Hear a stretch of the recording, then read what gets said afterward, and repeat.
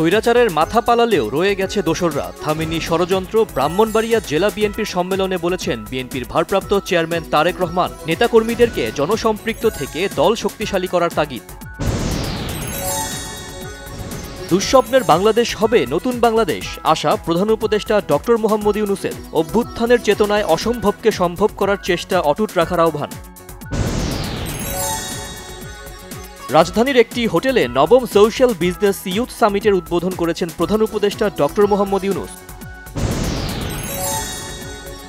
কুমিল্লায় যৌথ বাহিনীর আটকের পর যুবদল নেতা তৌহিদুল ইসলামের মৃত্যুর ঘটনায় উচ্চ পদস্থ তদন্ত কমিটি গঠন, তাৎক্ষণিকভাবে প্রত্যাহার করা হয়েছে ক্যাম্প কমান্ডারকে, এক প্রেস বিজ্ঞপ্তিতে জানিয়েছে আইএসপিআর।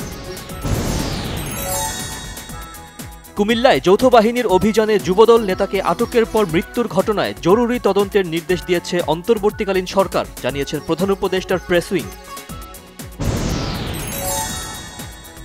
কুমিল্লায় যৌথ বাহিনীর অভিযানে যুবদল নেতাকে হত্যার প্রতিবাদ জানিয়েছে বিএনপি। দলের মহাসচিব মির্জা ফখরুল ইসলাম আলমগীর বলেছেন, দেশে আর কোনো বিচার বহির্ভূত হত্যাকাণ্ড দেখতে চায় না তার দল। অন্তর্বর্তী সরকারের আমলে আইন শৃঙ্খলা বাহিনীর হাতে নিহত হওয়ার ঘটনা কেন ঘটবে, প্রশ্ন বিএনপির সিনিয়র যুগ্ম মহাসচিব রুহুল কবির রিজভীর। নানা চাপের মধ্য থেকে ফ্যাসিস্ট শেখ হাসিনার সময়ে গণমাধ্যম দায়িত্ব পালনের চেষ্টা করেছে বলেছেন বিএনপির মহাসচিব মির্জা ফখরুল ইসলাম আলমগীর। দেশের গণতন্ত্র ও সার্বভৌমত্ব রক্ষায় গণমাধ্যমের ভূমিকা গুরুত্বপূর্ণ বলেছেন বিশিষ্টজন ও রাজনীতিবিদরা। স্বৈরাচারের ফিরে আসার পথ বন্ধ করতে ঐক্য গড়ে তোলার আহ্বান জানিয়েছেন সংবিধান সংস্কার কমিশনের প্রধান ডক্টর আলী রিয়াজ। জামায়াতে ইসলামের আমির ডাক্তার শফিকুর রহমান বলেছেন, যারা খুন গুম করেছে তাদের বিচার হতে হবে, এটা প্রতিশোধ নিতে নয়, মানব সমাজকে কলঙ্কমুক্ত করতে। বিশ্ব ইজতেমার প্রথম পর্বের দ্বিতীয় দিনের কার্যক্রম চলছে, বয়ানের পাশাপাশি চলছে খিত্তাভিত্তিক আলোচনা। আজ থেকে 9 মাসের জন্য সেন্ট মার্টিন দ্বীপে পর্যটক প্রবেশ নিষিদ্ধ। পরিবেশ উপদেষ্টা সৈয়দা রিজওয়ানা হাসান বলেছেন, স্বার্থান্বেষী মহল হীন স্বার্থে অপপ্রচার চালাচ্ছে। জামিনে মুক্তি পাওয়া শীর্ষ সন্ত্রাসীদের আইনের আওতায় আনতে অভিযান অব্যাহত রেখেছে গোয়েন্দা পুলিশ, জানিয়েছেন ডিবি প্রধান রেজাউল করিম মল্লিক।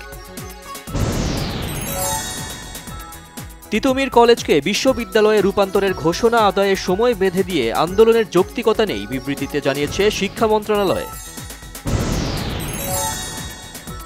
গাজার খান ইউনিস থেকে 3 ইসরায়েলি জিম্মিকে মুক্তি দিয়েছে হামাস, বিনিময়ে 183 ফিলিস্তিনিকে মুক্তি দিয়েছে ইসরায়েল।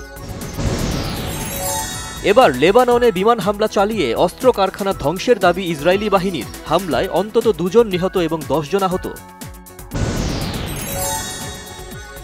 বিদ্রোহী নারী ফুটবলারদের নিয়ে আগ্রহ নেই কোচ পিটার বাটলারের, ফুটবলের স্বার্থে মেয়েদের অনুশীলনে ফেরা উচিত বললেন নারী ফুটবল কমিটির চেয়ারম্যান মাহফুজা আক্তার কিরণ।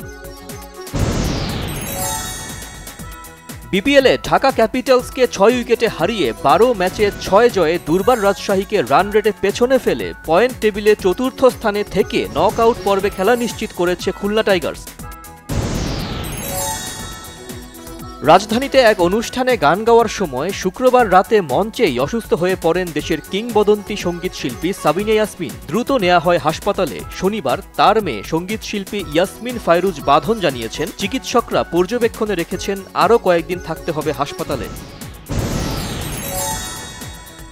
ভারতীয় সিনেমায় দীর্ঘদিন গড়হাজির প্রিয়াঙ্কা চোপড়া এবার হাজির হচ্ছেন এস রাজামৌলির নতুন সিনেমায় রেকর্ড পারিশ্রমিক 30 কোটি রুপি অর্থাৎ 42 কোটি টাকায়। জঙ্গল অ্যাডভেঞ্চারের এ ছবির বাজেট 1000 কোটি রুপি।